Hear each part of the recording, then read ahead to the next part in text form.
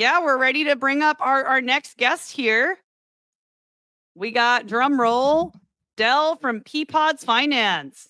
Hello, hello. Awesome to see you, man. It's been a minute. Del and I mean, Deez and Del, you guys have collaborated, and Del and I, I've gone back on Spaces for a while. So super excited to see you, and always a pleasure collaborating with you, Del. Yeah, I appreciate you guys giving me the invite. I'm glad I was able to make it so last minute. Absolutely. Yeah. So we have a very stacked agenda today. We have questions for you. And Del, we have a lot of community members here ready to ask you some questions too. So get ready. Just out of curiosity, Del, I do want to dive all into Peapods Finance. But before we do you mind taking a moment just to introduce yourself and share what your background is, what brought you to Peas, and what got you into crypto? Yeah, so I've been working in cryptocurrency now for almost 4 years. I started working for a traditional crypto company, just like a simple OTC exchange. And then I met some cool people in the space that inspired me to actually find a job in Web3. In Peapods, I had been a community member for about a year, or I guess a little less than a year. Before I actually applied and decided to try and work BD with them. But it was really exciting. It was my first Web3 job. The Peapods team was super great and receptive, and I was able to provide them a lot of value because they're typically based in other time zones, and I'm here in the U.S., so I get to cover any calls or any spaces during the U.S. time. So it's super fun working for Peapods. I've had a great time with them. And I've learned a lot too. It's kept my finance knowledge sharpened, and I only want to just share this information more with others. And you have a lot of information to share, man. Like anytime I talk to you or do a space with you, I just always learn more. You just have such a wealth of knowledge. We could probably do a separate live stream just going into all the different DeFi concepts, like you and D's together. I mean, you guys could just have an entire show. Oh yeah, for sure. I mean, he knows how to cook up some DeFi strategies for sure. Yeah, and we're cooking in the background. We'll maybe the alpha squeaks out, but yeah, there'll be time for another full blown space. But there's just so much happening in Peapods right now, so I want to make sure we need as much airtime as possible. It seems like these LVF vaults are just melting brains, and I'm in Discords, multiple Discords that have these pods active, and I think everyone's just a little bit deer in the headlights. They don't know what to do with all the yield, so I think we should hop in. Yeah, no, definitely. I mean, if you guys are aware of what Peapods has sort of upgraded our protocol to in the past few months, we've had completely flipped over what is volatility farming and how users can get started. Previously, in volatility farming, users would have to put up 2 assets in LP. So you could think of Bitcoin and USDC. And you would face a normal impermanent loss, but because of volatility farming and the way our vaults work with arbitrage taxes, we're able to provide our users extra LP yield that they would have not earned otherwise. But now with leverage volatility farming, we're giving users the opportunity to borrow the other asset for LP. So they can deposit Bitcoin and borrow USDC instead of putting up their own USDC. That gives them more exposure to Bitcoin, but also gives them leverage exposure to the LP yield. And from this, a lot of users who are borrowing are earning really high yield from LP. So they're able to pay really high yield back to lenders, much higher than what lenders are used to. Because most times lenders, whenever they're lending into a Aave or isolated market, the borrower takes that collateral or the lending funds and takes it out of the protocol and makes money elsewhere. And they're paying back an interest rate, a lower interest rate, maybe 5%, 7% is pretty standard on USDC. But with Peapods, we keep that debt in-house in the protocol inside LP, and we're actually able to use the debt in an effective, productive way in volatility farming. So it's producing revenue. It's not just this, you're lending USDC to us and then our users are taking it to other platforms. What you lend to our protocol is being used by users on our protocol to earn more revenue for everyone involved. So I think it really is like a call back to the 3-3 meme that Olympus started. Peas is sort of expanding upon this idea and we call it peas now and just keeping peas in-house, keeping all the liquidity in-house. That is awesome. And I'm curious if you're able to kind of give an overview, Del. I mean, I've heard you, go through this before, but for those who don't know, can you go over what volatility farming is at a high level? Yeah, so volatility farming is intentionally creating price discrepancies, and you're capturing yield from those price discrepancies. So if I have Bitcoin and I wrap it to P Bitcoin, it's a volatility harvesting synthetic. It works like wrap staked ETH. You just hold this token and it earns yield. But you can provide liquidity to that token, the P Bitcoin. And providing liquidity is how you're actually making it possible for P Bitcoin and Bitcoin to be arbitraged between each other. Whenever Bitcoin is pumping or dumping in price, P Bitcoin actually needs to be repriced. So an arbitrage event happens. An MEV bot will come in, reprice the asset. But in doing so, they have to pay fees and taxes to the pod to access that arbitrage. And typically what we have seen is even if the fees are as high as like 15%, as soon as a price discrepancy is more than 15.1%, bots are scrambling to capture that arbitrage, just the 0.1%, and pay the pod 15%. So users who are volatility farming typically end up earning the lion's share of what arbitrage profits would be if they were running their own MEV bot or arbitrage bot. We sort of abstracted away, so you just deposit your LP, and because of how our protocol works with the taxes on the pod, users who are running their own bots are paying you taxes to access your arbitrage opportunity. So we democratize that LP for people, and they're not just providing arbitrage opportunities to other bots and not taking excess yield for that. But yeah, that's essentially what volatility farming is. You're just creating a synthetic token that harvests volatility into itself as the deposit asset. So P Bitcoin earns Bitcoin yield. Deez, I'm not sure if you have any comments or anything you want to chime in here with before we move forward. Yeah. I'd love to maybe just go through a quick walkthrough. Should we screen share like the website and show Peapods Finance? Yeah, I'm working on that. Okay, screen. awesome. And so just to kind of segue, we had that Morpho vault, right? So you say someone collateralized WBLT and then they go borrow USDC. And now they have this USDC. So you can see we're on the Peapods interface here. And is this the new UI? This is the famous new UI. Wow, Del. Yeah, brand new UI. It launched about 2 months ago. Oh my God, awesome. Yeah, Del. So I want to jam on this because we are recording this, so we can chop this up and use it as clips. And I think it'll be powerful moving forward because this will also help to what we're cooking up in the background with BMX. Yeah. But let's go through this thought process. So I was just on Morpho, deposited WBLT. I have USDC in hand now. I'm getting incentivized to borrow on Morpho, and I'm on base, and I want to put that USDC to work. So I come into Peapods, and I'm looking at these meta vaults here. And so, well, first of all, here's the farm volatility. So we just looked at the volatility farming. Maybe I'm a little scared of this, and I just want to go get that USDC. And so I'm heading over to Lend, and then I'm going to click on this meta vault here, and then I see this meta vault, and it's got a bunch of different little pie pieces here. And I will come back to the meta vault here because the meta vault is like autopilot. It's super cool. Oh yeah, it's autopilot lending for sure.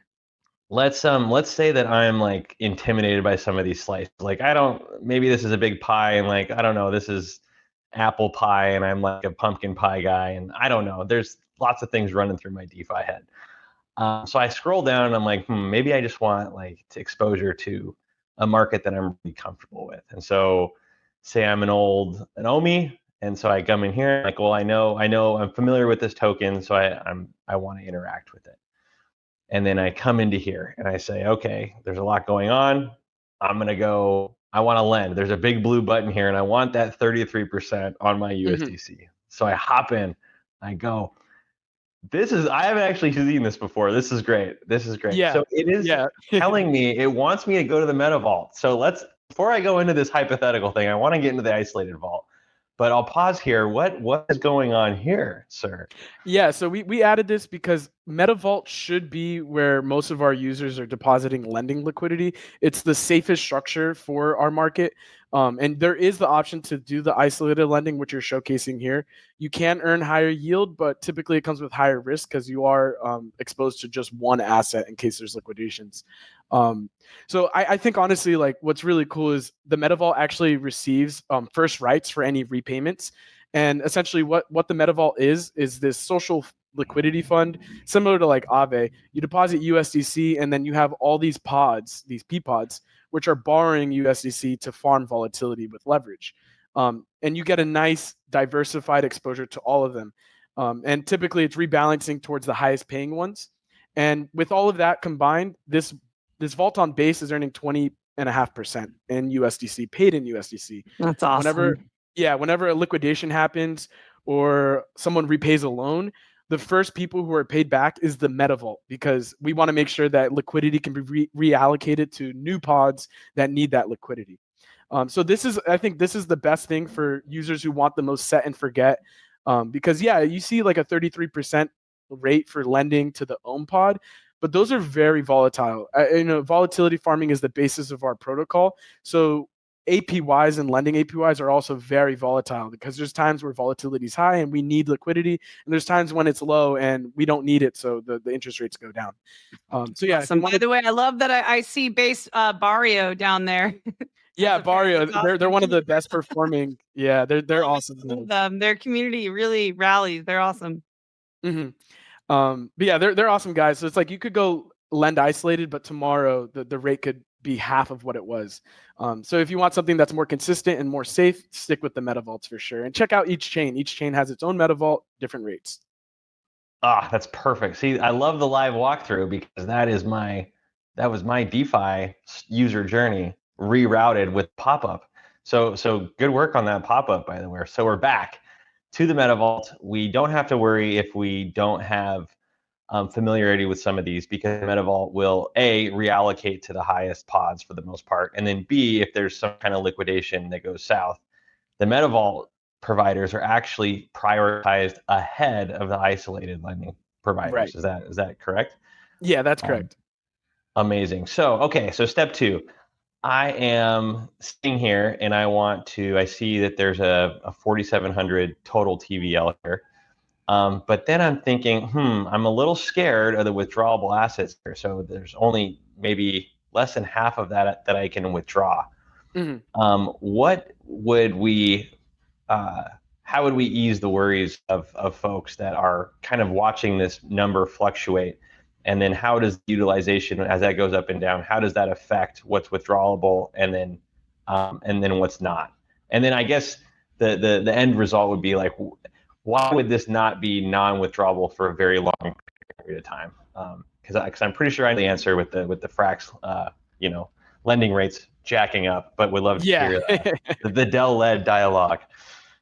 No, I appreciate that. So you mentioned like, how does that utilization work? And basically, whenever utilization is increasing, that means the pods are experiencing price going to the downside. And that means that USDC is being used up in the LP to handle the arbitrages. So borrowers are now using more of the lender's liquidity. It can just sit there when it's not being used, but when it needs to be used, it will be used in the LP, and that's why the utilization goes up. What ends up happening is when utilization increases, so does the interest rate to borrow. So we slowly start creeping up, incentivizing borrowers to pay back. And lenders are also earning more, even though utilization is really high and they're not able to withdraw. So there's a couple ways you get out of this sort of max utilization where you're stuck. And that can either happen where certain assets go all the way to the downside and reach liquidation.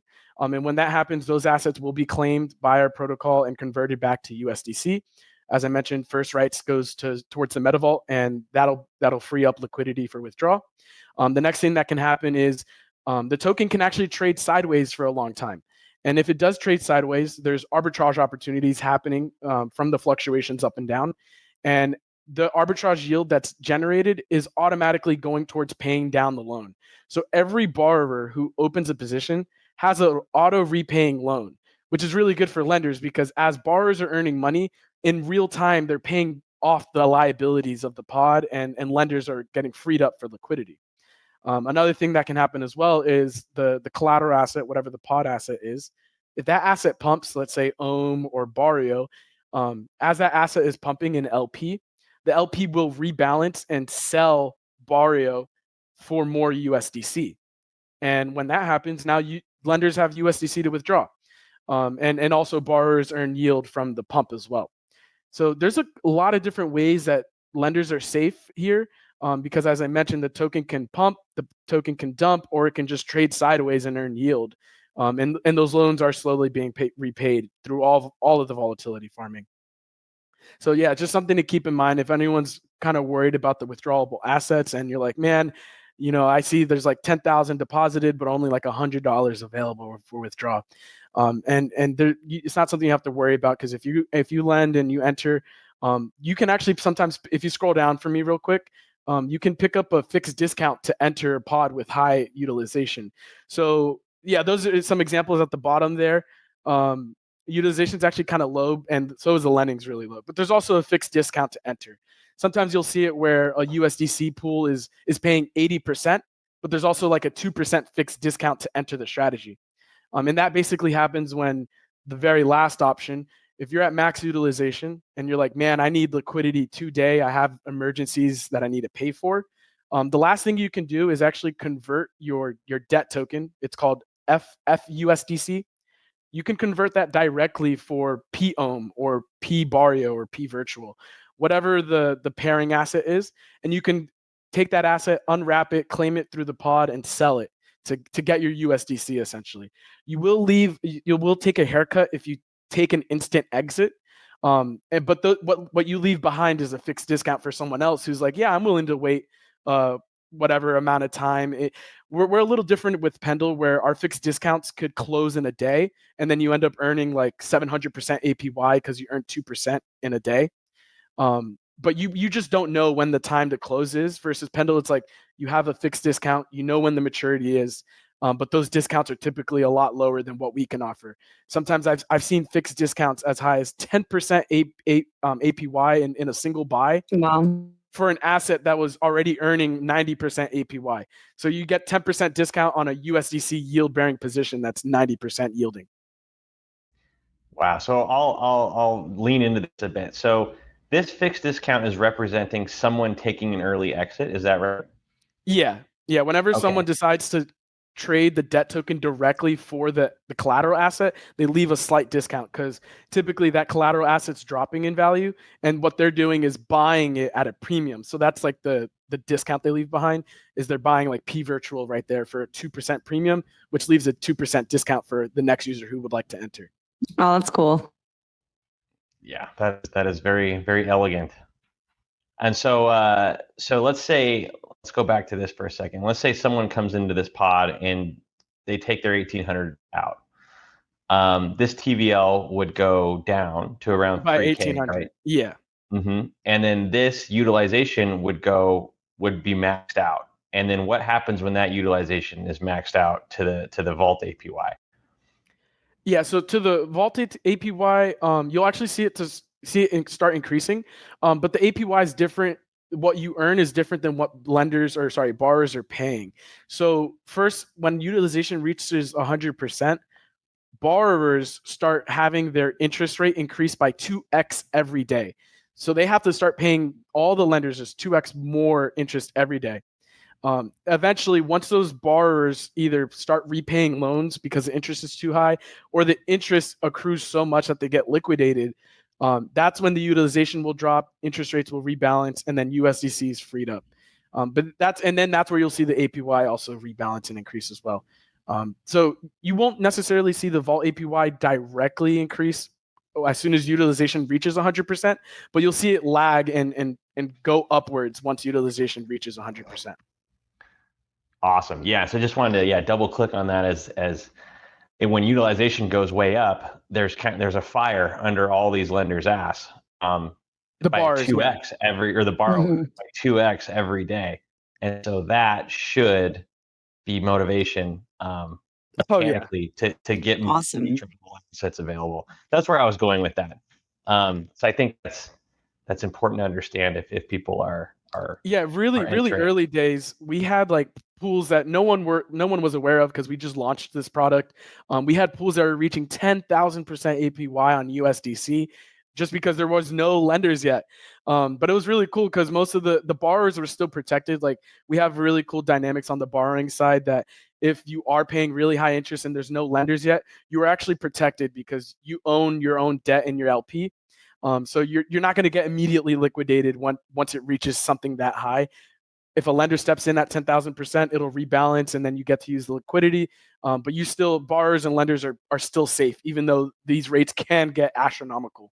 Right. Because the way that people tap into that is they'd have to lend to the pods. So it's not like anyone can come in and liquidate this vulnerable pod because the borrower owns its own debt, which is so cool. Yeah, this is exactly. awesome. I am curious because I know we have a lot of people waiting backstage to ask questions. Can we, Deez, I'm not sure if we can tease maybe what you guys are cooking behind the scenes or what's, potentially coming up with Peapods or BMX. I'm not sure if you want to share anything. No, not really. I think people can probably put two and two together. We'll just leave it at that. We'll keep cooking in the background. Awesome. Little alpha sprinkles. Yeah, we're not going through all of this for no reason at all. So I'll just let that one slide. Yeah, just start stacking up WBLT for some single side yield if you want to have that opportunity. I do want to start bringing some folks up. I'm not sure if you guys have anything you want to share just to put a bow on this, but we got some people who have Peapod specific questions, BMX questions. We got a lot of amazing community members in the back here that I want to give a chance to come up. Yeah, very last thing I'll just say is for the upcoming plans we have for Peapods, we're going to be launching VLPs, hopefully within the next few months. But essentially, you can lock up your Ps and vote on the protocol, basically deciding which pods receive priority liquidity from the MetaVault. So it's going to be a really nice system. You earn protocol revenue holding VLPs, and then you're also helping the protocol shape where liquidity moves. So I'm really excited for VLPs down the road. Awesome. I also just want to say, I want to commend you guys on the UI, like the complete overhaul. Like that just blew me away when I saw it because I've used the old UI and you weren't lying, Del. You were like, just wait for the new UI. It's going to be awesome. And it looks really beautiful. So I just want to commend you and your team. Also, I'm not sure if there's any like marketing potential here between like WBLT and Ps, like a side of Ps. I don't know, just spitballing here. I don't know if anyone would have Ps on a BLT, but maybe there's something there. I don't know. I don't know. Peas goes with everything. Peas goes with everything. It's a sign. We need to eat your greens. We need their fiber. Got it. I love it. Peas on the BLT. Start a new trend. Okay, so we got some folks in the background. We have Just Onchain who has a question, actually two questions about Peapods. We have Kenny, and Kenny, we're gonna bring you back up for round two. Let's see how this goes. Let's see if Kenny can hear us this time. I think there was a delay last time. There we go. We got Kenny, you guys. Can you hear us? I can hear you guys. Yes. Oh my God, awesome. Let's go. Yes. Working. Here we go. Awesome. What's up, guys? These guys are awesome, by the way, Del. Just a little background. Kenny has a very impressive background. He's like formerly National Geographic, Discovery. He's the founder of Ample Protocol, doing a lot of cool things. And Just Onchain is actually a part of Onchain Media. We haven't really announced this yet, but he recently came on to the Onchain Media team to support on social media management and helping to just amplify content for the community. So Just has two questions for you today. Just very happy to have you here. What's going on, man? What's up, guys? Hi, Richard. Can everyone hear me all right? Yep, loud and clear. Awesome. Okay, so awesome UI Peapods, by the way. That was a really lovely website, and it looked so smooth. That was a great job, yeah. And the way you went into the whole details, describing how it works, the volatility farming and all, I think I understand it to a point. I understand that the volatility farming is basically creating an artificial token that allows you to earn whether the specific coin is going up or down. Either ways, you get to earn. But what I think I want you to get deep into, maybe other people want to hear about it, is okay. So we already know that traditional yield farming exists already. So how does this differ from the traditional yield farming? Like what additional benefit or what extra special benefit does this have for the average biz user who wants to come on Peapods Finance and basically use this feature? How does it? What are the attractions? What makes it more attractive to people when compared to traditional yield farming? That's something I'd like to learn. Yeah, I mean, there's definitely a couple options because our site is this really customizable yield strategy tool. Like you can have all sorts of different risk profiles and find something that works for you on our site. But yeah, if we're just talking about the farmers, the people who are providing liquidity, I think the biggest benefits are leveraged LP. you can actually farm liquidity with size and lever up your exposure up to 2.33x. I think the second biggest benefit is you can actually reduce impermanent loss to 0%. We have some proprietary strategies we've came up with as a community.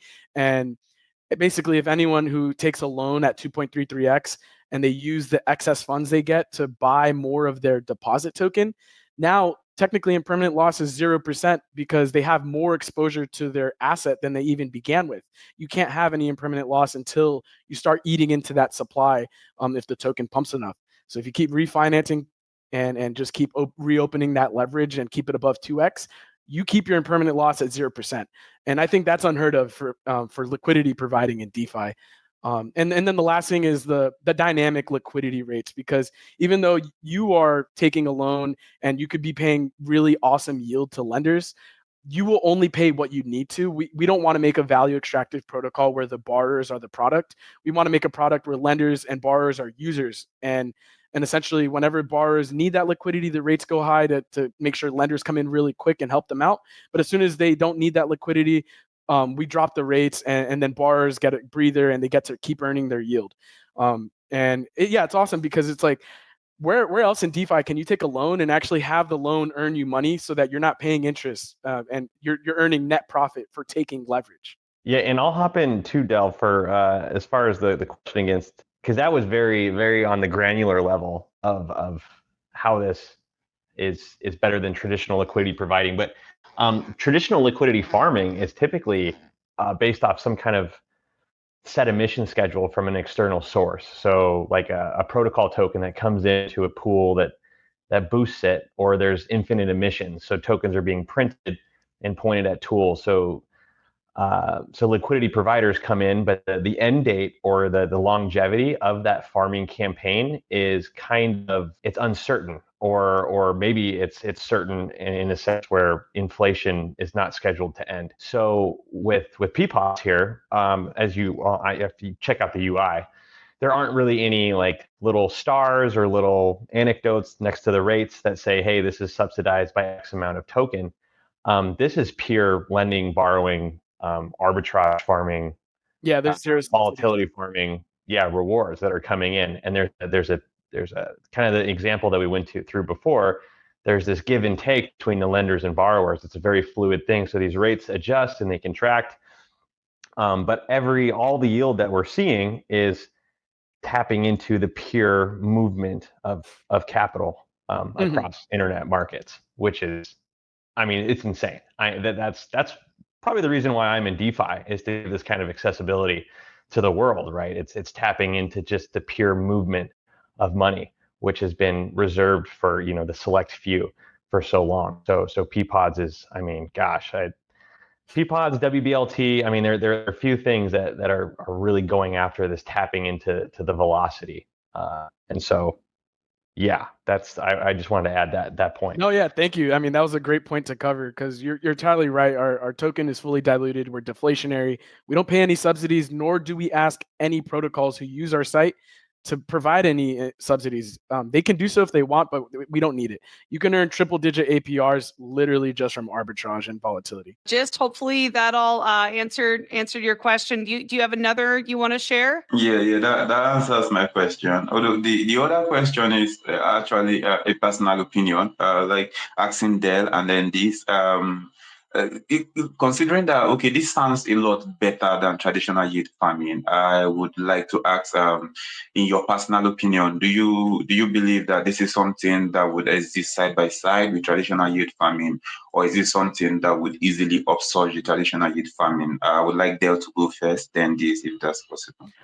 I think this has the potential of upheaving traditional LP markets, because any project that wants to get started off the ground, they have to figure out, how do we seed liquidity? How do we provide incentives for liquidity providers? Now it's like, you can come to our site and have a token you launched yesterday and take a loan, because we don't restrict any token from taking loans on our site. You just need a Uniswap V3 pool to act as an oracle, and then you can come and make a pod and take a loan. So how powerful is it for project founders to take a loan with a liquidation price that's lower than the initial LP price of what they start a token? That basically means that they take leverage and credit against their brand new asset at almost the lowest risk, because now it's like the actual liquidation price is under the minimum LP price where you start the token at. So yeah, I think it'll upheave how LP markets are started for new tokens and how long-standing blue chip protocols seek liquidity, because now instead of Aave needing to put up Aave and ETH in pair, they can just put up their Aave one-sided and borrow ETH dynamically. They don't need to actually raise any ETH.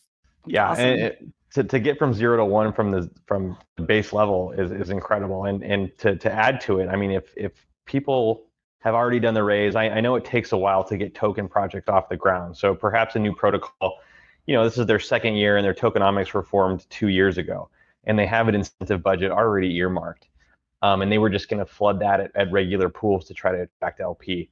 Well, with Peapods or something like this, they can use those incentives downstream. So what I mean by that is they could incentivize maybe the borrowing aspect or creating of new pods, things that juice the mechanics, not necessarily the yield itself.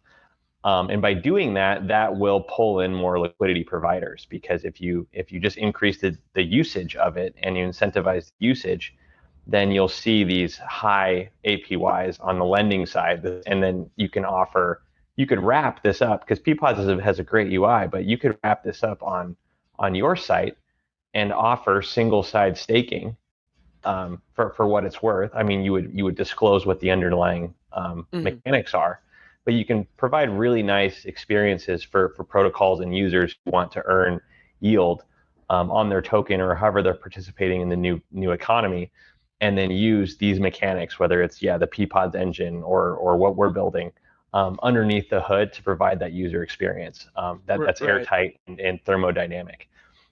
Yeah, one last point I'll mention is even users or protocols who start a pod really early on, they can actually put in a 5% partner fee so that they earn 5% back of the volatility of their own token, and anyone else who provides liquidity as well would be helping them earn that partner fee. So it's like almost completely flips it on side of his head. Like, instead of me needing to pump incentives into this pool is actually paying my protocol treasury incentives and giving my holders staking / loan options. That's very cool. And I don't know why, when you said pods, like my brain as a podcaster just keeps going to all that's possible, like doing a pod about pods. You still got to do that someday, Del. Yeah, for sure. We're going to get that through hopefully this month. And I know, by the way, I'm so sorry. We have a lot of folks waiting to come on. So I hope that all answered your questions. And thank you for always showing up and, participating in these streams and bringing your questions. So if you have nothing else, we'll go over to Kenny next. What's up, guys? How's it going? Rachel, thank you for the awesome intro. You made me sound cool. I appreciate that. Well, you are. And now we can hear each other. We can talk. Yeah, awesome. Exactly. It's all working now. So yeah, I've been kind of blown away by everything I've been listening to y'all talk about. I've been in the space since 2019, so it's pretty nice to see how far things have come. With impermanent loss, especially how you guys are talking about it now. It's crazy. I guess I do have one question, but it sounds like Deez, you sort of didn't want to talk about it. So if you don't, I have like 5 other questions.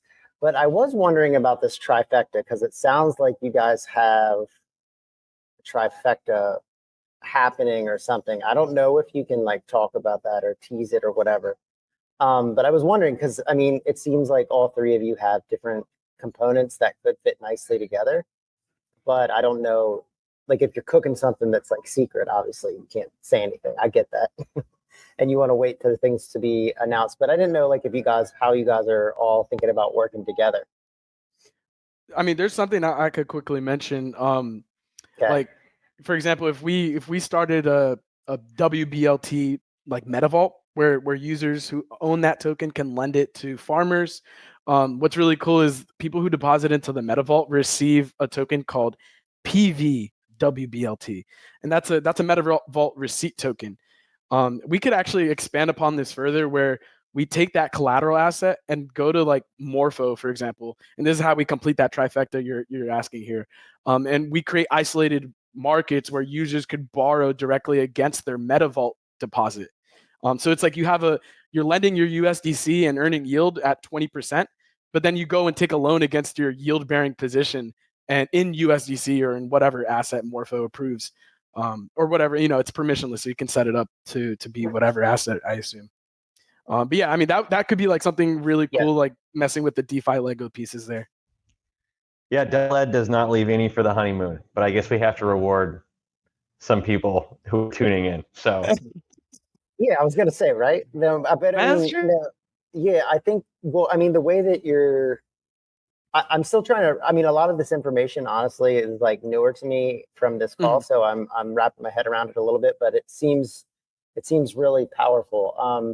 And then I'm going to ask. I had a couple others, but I think this other question might be helpful for any other founders listening, because I wanted to kind of unpack what you guys were talking about. It sounds like you really aggregate the yield and you aggregate these arbitrage opportunities, but then when it comes to basically creating these vaults for a specific project token, it sounds like there could be some really solid opportunities there for projects to get involved and use the underlying tech.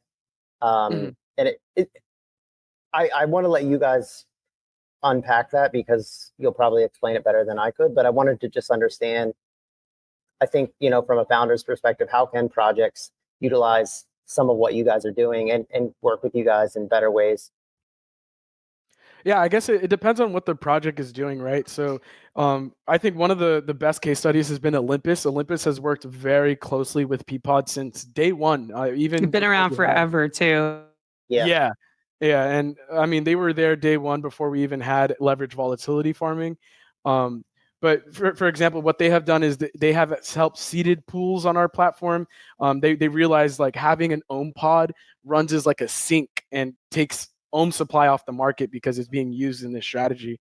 And also, if ohm ever decides like, hey, we have extra stable coins, we need to earn some yield, because ohm's entire treasury strategy is to grow and grow that backing of the Olympus token. They can come to our site and get really safe risk-adjusted returns by depositing stables into our meta vaults. So I guess it really depends on what is the protocol seeking, how far along are they in their development, are they starting brand new, are they old, are they just trying to gain yield, are they trying to give holders options? But man, there's basically this welcome packet of Peapods, and there's so many different parts of the agenda like that you can just hit on if you need very specific things for your protocol. So I always mention it's the loans on your token, the staking, and the extra yield for your treasury. Yeah, that's dope. Cool. I'm going to definitely do more research on you guys, because it seems, I mean, and like Rachel said, I mean, the UI is dope. So kudos to that. Please hop in. I know what goes into that. And Kenny, by the way, you guys, so Dee's is actually going to be joining us on the Base Weekly Roundup this Friday on the Build on Base account. So Kenny also, typically will jump into our spaces. And Kenny, I think you mentioned you'll be able to join as well. So we can definitely jam a lot more. I think we could do an entire show on Kenny and his background too, by the way. So that's what Deez and I were thinking before this. So I know. And I have so many more questions for BMX, but I also want to be like mindful of time. So. Yeah. Well, I think we can do one more, and then we got to bring up Chippy, you guys. We have such an OG NFT community. Just like the artist behind this project is just chilling in the back room, and I think there's a lot of potential here with BMX for this project. We also have Jana, you guys. We have a woman who's into neuroscience, entrepreneurship, biohacking, has worked with Fortune 500 companies, and I believe hundreds of crypto companies. A lot of OG human beings coming in today. So, Kenny, why don't we do one more question, then we'll start bringing some other folks up. Cool. Now with those intros, I definitely feel like I got to get out of the way. All right. Yeah. So, Deez, I was going to ask you guys, with the BMX, the base media thing that you guys are going with, base media X and NFTs, is there going to be, are you guys eventually thinking about sort of like an NFT DeFi, IP DeFi component? Yeah, I mean, there's a reason we've been around for so long building, and they're, before I joined BMX, Meoposaurus really pushed for the NFT tooling. I think totally, him and I have chatted a couple times. Yeah, and it's important, and I don't know if you remember the what was it, ERC is a 420 some standard, but there will be, I think we'll bring back, there will be another era tokenization of NFTs. So I envision people coming onto Base Media X and having everything in one place, because when we had this 404 standard, that's what it was, 404. Yeah. People would launch these tokenized NFTs, and they'd have to go park their liquidity somewhere else. But if we can put that in house and launch a collection, and then you have a token that is fractionalizing this collection that's listed on DeliSwap, our upcoming DEX, then we see the best of both worlds, and then we can plug that, into a Peapods relationship. That's what I was like. I figured there had to be some connection going on here with all that. And obviously that's my world, so I was like super stoked to learn more. Yeah. Base Media X is definitely laying the foundation to bring on tokenization, because as we see RWAs come on board too, they like, I talked to some guys at Coin Vegas, and they have NFTs that represent entire bars of gold, but they need to break that down a little bit, and so it's definitely part of the DeFi strategy. It's what an industry we work in, So right, it's pretty awesome. Awesome. By the way, I just want to give your team a shout out. Like, the Ample Protocol socials are just doing really incredible. And thank you for getting a post out too about this stream. Really appreciate you guys showing us love. We put a lot of work and a lot of love into these streams. So really appreciate you, Kenny, and the Ample Protocol team for amplifying us. Yeah, I was doing a little. I did a hair of research before the protocol. It's like, wow, Rachel, it's like, this Kenny guy, we need him on for a full hour. Yeah, like, we bring him on for the Q&A. Like, what? I know some people have asked, like, Kenny, how are you like growing? And I'm like, it's just work. It's just like straight work, Well, Kenny, I would love to see. I mean, I don't know if there's any potential here for a collaboration between BMX, Base Media X, and Ample, but I definitely would love to throw us all in a chat and continue the conversation offline, because I think there's definitely something here. For sure, yeah, no, totally, and I know we got to get moving, so I'll get out of the way and let some of these superstars jump on. Well, you're one of them, man. Thank you for being here. And on Friday, we'll definitely have time to go through more on the Base Network Weekly. I'm sorry, not Base Network Weekly, Base Weekly Roundup with Quigley and Secret Base. So we'll see you there. Deez will be there. We'll have the BMX fan there. So we'll see you soon, Kenny. All right. Cheers, y'all. Thanks for joining. Kenny. Thank you. Thanks. All right, and we have two more rock stars coming up, you guys, and then I know we're over time. I knew it would be. Oh no, I have today. So much time. I'm all for it. Yeah, we had a pretty stacked. We had an ambitious agenda today. I mean, 2 different projects. We have like 5 different community members who are all rock stars. So next up, we can add up Chippy. We have Perchy, the artist behind the Chippy project, and there it is, the infamous Chippy, you guys. And there's a lot of lore here. There's a lot of background. I know Perchy, there's a lot of lore to unpack here. I'm going to try to make this like the speed edition of our background. But I have known Perchy for years. Also, we got Jonna in the background too. Jonna is another human being. I love Jonna. One of my best friends. Absolutely love her. So yeah, it's hard to like decide what order we're going to go in here. But I do want to start with Perchy. We brought Perchy up first, and Perchy is the artist behind the Chippy NFT collection. Chippy has been building in the trenches of the Bankless and Bankless DAO community. We've just been adjacent to one another for so many years, and I actually have a custom Chippy. I'm one of like the rare human beings that have a custom made Chippy from Perchy, and really love what he's doing. And I feel like there's probably some collaboration opportunities between BMX, Base Media X, and Chippy. And anyway, I know I'm ranting here, but I'm very excited. I haven't been on a space with Perchy in a very long time. So Perchy, very honored to have you here today. Hi, how are you? It's so good to be on a Twitter chat with you after so long. I know, Rachel. it's like I think it's been years. I think like around I don't know 2022 or 2023 might have been the last time we did a Spaces together.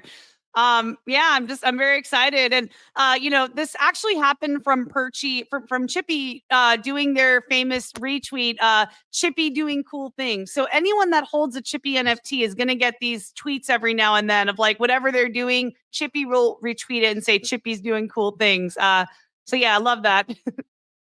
Yeah, thanks. Yeah, that's something my sister she's one of our top community members and I know my her. biggest supporter and helper. So she's the one that gets all the credit for starting that wonderful tradition of retweeting Chippy and Chippy doing cool things.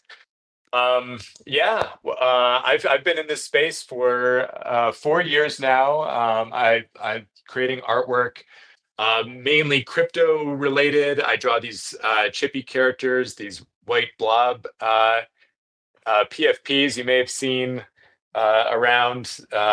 We've got quite a cohort of Chippy that are involved in Web3. You never know when you're gonna spot a Chippy in so many different places.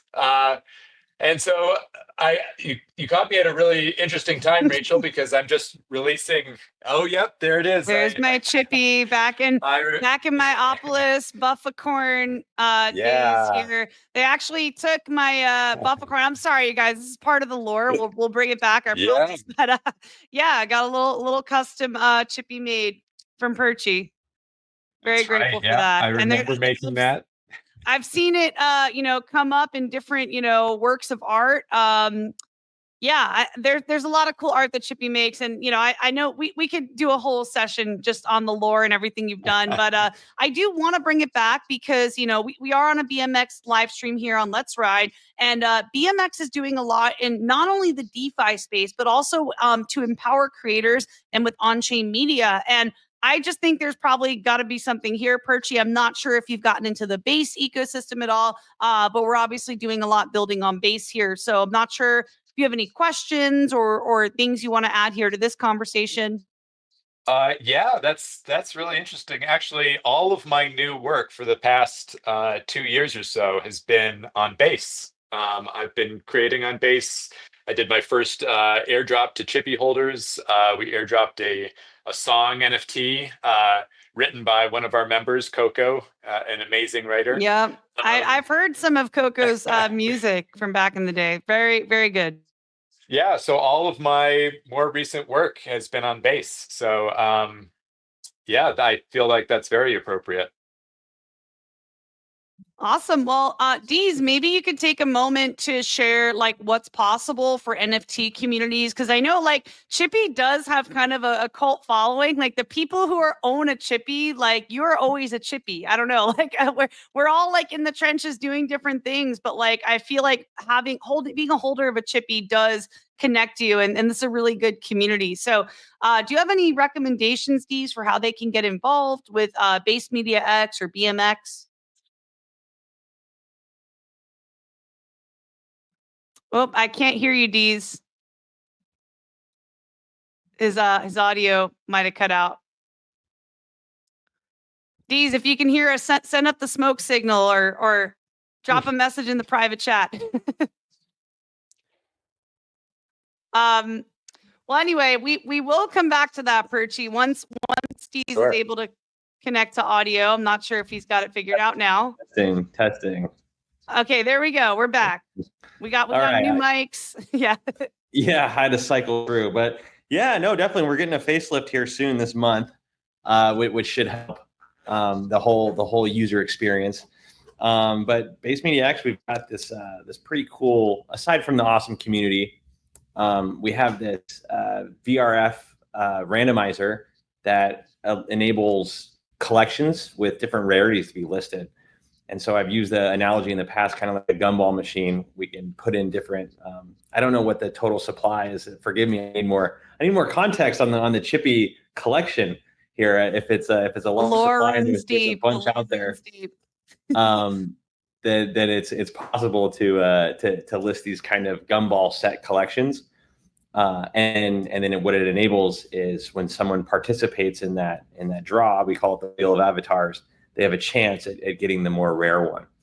And so it's a cool gamified way for collectors or people in the community to kind of bring people in a way that's, different than the typical NFT auction or sale. There can be a campaign that says, hey, there's a rare one and we don't know who's going to get it, but it's verified by Chainlink. So that's one way to do it. And then we have our Base Media X Discord. So we're starting a little village essentially for a lot of different communities that can cross-pollinate in there. So a couple of ways we can support, but but yeah, I'm on the Awesome. DeFi side, so I'm here more as a student. Whenever we dive into the NFTs, I'm here taking notes. Well, that's another chat we got to start, Deez. I would love to see Perchy and the Chippy NFT community get more involved. Just in Base in general and with Base Media X. So I'm not sure what that looks like, but I would love to start the conversation and see where that goes. Also, before we move on to Jonna, we have the wonderful Jonna Standish here. I do want to show another piece of art. This is like kind of like a Where's Waldo style piece of art that Perchy made, featuring my buffacorn, or I'm sorry, my chippy over here, my buffacorn style chippy next to Humpty. For those of you that remember, my podcasting journey did start back at Bankless DAO with Crypto Sapiens. So that's me over there with a little podcast mic. And yeah, there's a lot of fun artwork like this in the chippy community. I'll try to find another one really quick. So yeah, just a lot of beautiful art, always including the community members. And there's just like a lot of lore. Like he kind of puts like moments and things that have happened throughout the history of like Bankless DAO and different communities that are involved. So it's really cool, some of this art. Thank you so much. Oh, I love it. I love that. And then also I got another comment coming back here. So I do want to take a moment just to introduce you all to Jonna. So Jonna, thank you for patiently waiting here. Jonna is just an incredible human being. One of my best friends, is always, supporting, coming up, doing like all the things. We're actually working on a very cool creative project right now for a Film 3 festival coming up around Onchain Summit. So we're just always collaborating and supporting one another. So I could have a whole show just on giving Jonna flowers. So I'll stop myself. I'll pass it up to you, Jonna. Happy to introduce you to Del, Perchy, and you already know Deez. But happy to have you here today. It's a pleasure to meet you. Thank you so much, Rachel. And I love you back. You know that. And I just want to say hi to everybody that's up here on the panel. And Perchy, I remember you from the Bankless days. I don't know if you remember, but Yes. I was the mediator, the ombud. So I tried to keep peace within the Bankless community. So it's so great to see you here. And oh my goodness! Yes, I do remember. Yeah. Yeah. Oh, Now so cool. you see the face now. Yeah. I have always been doxxed in this space. So yeah, I'll be really quick. I mean, I've been in this space for a while too, like the past 8 years. And I started out working in big tech actually, and for a big Fortune 500 tech company. And I got into the blockchain space really out of the desire for decentralized technology, just due to some frustrations and whatnot. And it was actually the people that brought me in and kept me here. So that's really what I love about the community, and just really loving the Base community. And Rachel, I wanted to ask two things, because you did put me in touch with this amazing group of people here, but a lot of the questions were answered today. So, I'm building a platform which is called One. It's a cross-chain platform that harmonizes all of people's wearable data. So when you think of like Aura, Whoop Band, Apple, even Kudis Ring, shout out to Kudis, I love them. They're a blockchain powered wearable ring. So we're building that, and I'd love to maybe explore on Friday or something like the DeFi component to that, because there is some gamification.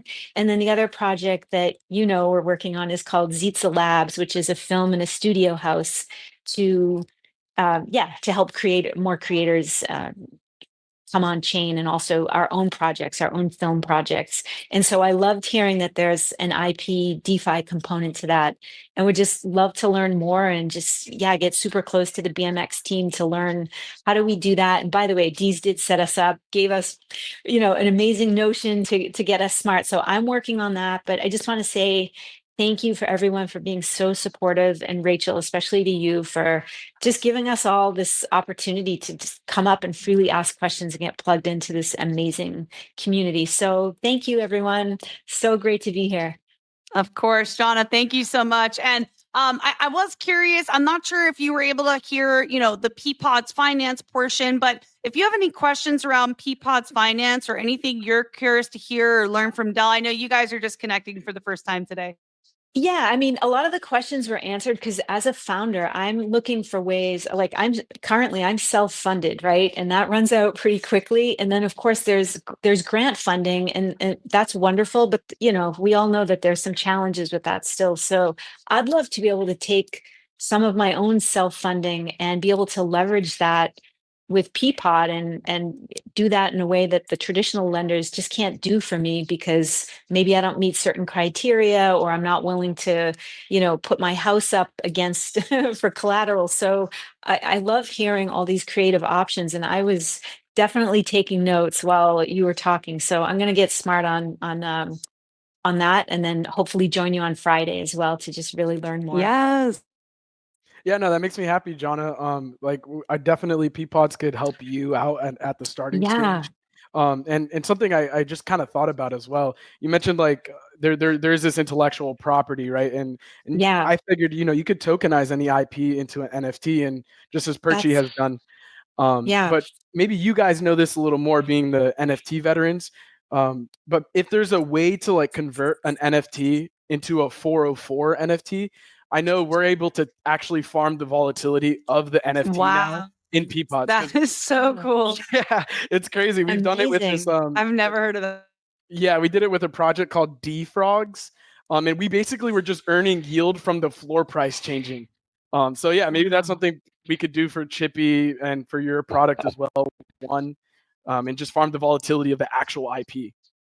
That would be amazing. All right, very I'm gonna interesting. find you. I'm gonna find you on Twitter here, and Yeah, we'll connect and later for sure. definitely, definitely. Thank you so much. And I love all these creative ideas because traditional funding and even traditional grant applications within our space, although it's so generous and everything. I mean, yeah, like we've been at it now for 8 years, so it's like there's a lot of pros and cons to that. And if you want to move really fast, sometimes if you can get creative with your own money, even if it's a small amount, that can really get you going.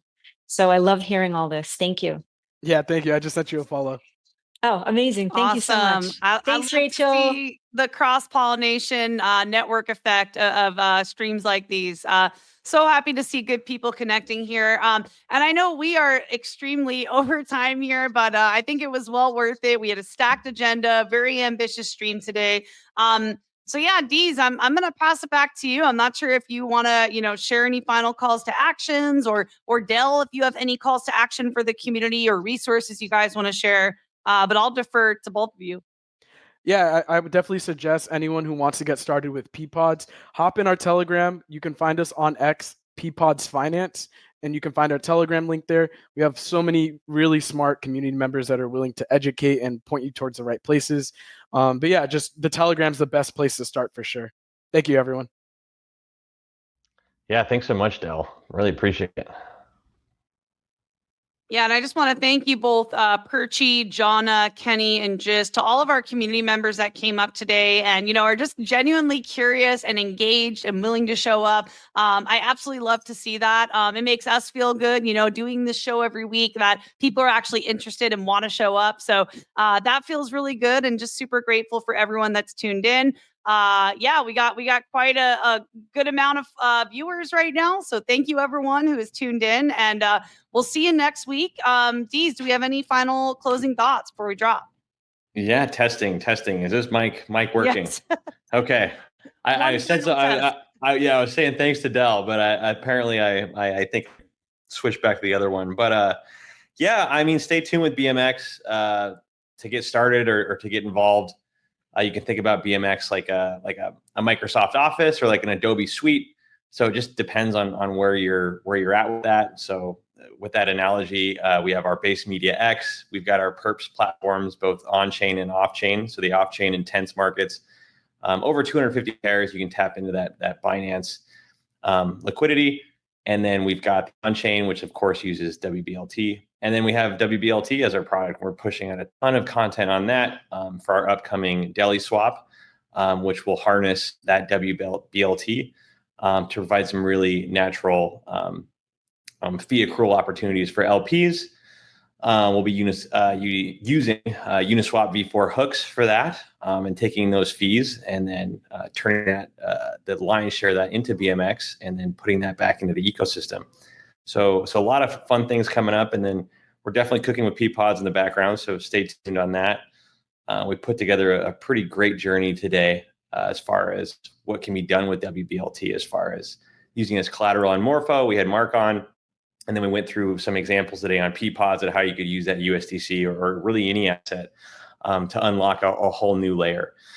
So yeah, if anyone's just tuning in late, that's what happened today. But we're doing this every week, and stay tuned. Absolutely. And if you're not following the BMX DeFi account on X, go ahead and follow at BMX DeFi to follow along with our Let's Ride Spaces or streams every single week. And Del, I just want to thank you. I know we're going to be cooking up some content too. So stay tuned for more content around Peapods Finance with Onchain Media. And yeah, again, thank you everyone who tuned in. Thank you so much, Del. And I look forward to cooking more content with you guys. Thank you, guys. Yeah, thanks so much, Del. Thanks so much, Rachel. Awesome. Thank you, guys.